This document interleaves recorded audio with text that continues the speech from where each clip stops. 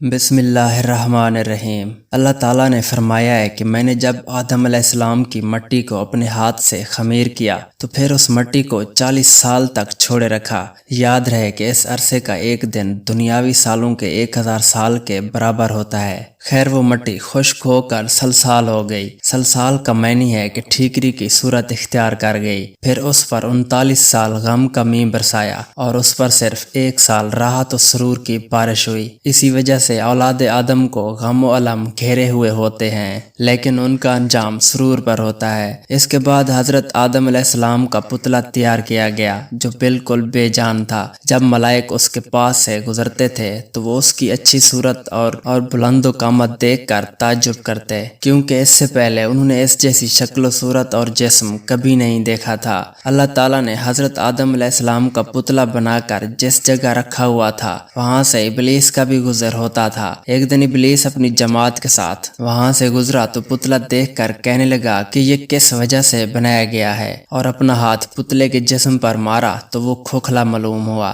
پھر ابلیس پتلے کے اندر گھس گیا اور پیچھے سے باہر نکل آیا اور اپنی جماعت سے کہنے لگا یہ تو کھوکھلا سا بنا ہے، یہ کسی بات پر ثابت قدم نہ رہ سکے گا۔ اور پھر اپنی جماعت سے کہنے لگا کہ بتاؤ اگر اسے تم سے افضل بنایا گیا تو تم کیا کرو گے؟ تو انہوں نے جواب دیا کہ ہم وہی کریں گے جو ہمارے رب کا فرمان ہوگا۔ اس پر ابلیس اپنے دل میں خیال کرنے لگا کہ اگر اسے مجھ سے افضل بنایا گیا تو میں اس کے تابع نہیں رہوں گا، اور فوراً اپنی تھوک جمع کر کے پتلے پر پھینکی جو ناف پر جا گری۔ تو حضرت جبرائیل علیہ السلام نے بحکم خدا اس تھوک کو وہاں سے ہٹا دیا تھا۔ پھر اس کریدی ہوئی مٹی سے اللہ تعالیٰ نے کتے کو پیدا کیا۔ یہی وجہ ہے کہ کتے میں 3 عادتیں پائی جاتی ہیں۔ پہلی یہ کہ آدمی سے مانوس ہے، کیونکہ آدم علیہ السلام کی مٹی سے اس کی پیدائش ہوئی۔ دوسری یہ کہ رات بھر بیدار رہتا ہے، کیونکہ اس مٹی کو حضرت آدم علیہ السلام نے چھوا تھا۔ اور تیسری عادت انسان وغیرہ کو کاٹنا اور دیگر شرارتیں کرنا شیطان کی تھوک کا اثر ہے۔ خیر جب حضرت آدم علیہ السلام کی تکمیل مکمل ہو چکی تو اب اگلا مرحلہ اس میں روح پھونکنے کا تھا۔ تو اللہ تعالیٰ نے روح کو مخاطب کرتے ہوئے فرمایا کہ اے روح، میں نے اسے اپنے دست قدرت سے بنایا ہے، لہٰذا داخل ہو جا۔ تو روح نے جب جسم کے اندر تاریکی دیکھی تو کہنے لگی کہ یا الہی، یہ جگہ نہایت تاریک اور گہری ہے، اور یوں جسم میں داخل ہونے سے معذرت کر لی۔ پھر اللہ تعالیٰ نے دوبارہ روح کو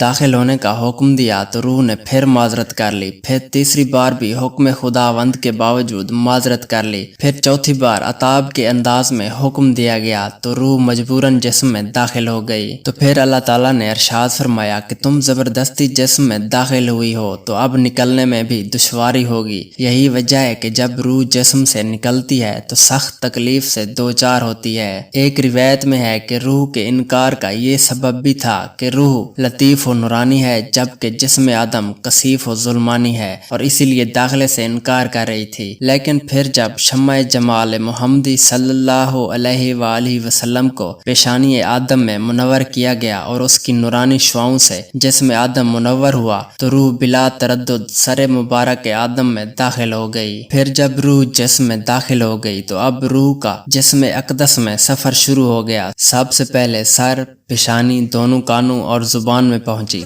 پھر تمام جسم میں پھیلنے لگی، یہاں تک کہ قدموں تک پہنچی اور آگے کوئی راستہ نہ تھا، اور واپس ناک کے سوراخوں سے نکلی تو آدم علیہ السلام کو چھینک آ گئی، اور یہ اس وقت حضرت آدم علیہ السلام کے جسم مبارک سے آنے والی پہلی آواز تھی۔ تو اللہ تعالیٰ نے حضرت آدم علیہ السلام سے فرمایا کہ کہو الحمدللہ رب العالمین۔ تو آدم علیہ السلام نے پھر سب سے پہلے اپنی زبان سے یہ الفاظ ادا کیے، تو اس کے جواب میں پھر اللہ تعالیٰ نے فرمایا یرحمک اللہ ہو، یعنی اللہ تجھ پر رحم فرمائے۔ ایک روایت میں ہے کہ جب روح گھٹنوں میں پہنچی تو آدم علیہ السلام نے چلنا چاہا مگر نہ چل سکے، اور جب روح قدموں میں پہنچی تو چلنے لگے۔ تو آدم علیہ السلام کا یہ حال دیکھ کر اللہ نے فرمایا کہ انسان بہت جلد باز پیدا کیا گیا۔ ایک روایت میں ہے کہ روح کاسہ سر میں 40 سال گھومتی رہی، اور جس طرف سے بھی پہنچتی تو بدن کا وہ حصہ جو ٹھیکروں کی طرح کا ہوتا وہ گوشت پوست میں تبدیل ہوتا گیا۔ پھر آدم علیہ السلام کو ناخنوں کی طرح کا کا لباس پہنایا گیا جس سے خوبصورتی میں اور اضافہ ہو گیا، اور آپ علیہ السلام اسی سے ملبوس تھے اور اسی سے آپ کا تاج تھا۔ ایک اور روایت میں ہے کہ انسانی جسم کے کل 9 دروازے رکھے گئے، ان میں سے 7 تو انسان کے سر میں ہیں، جن میں 2 کان،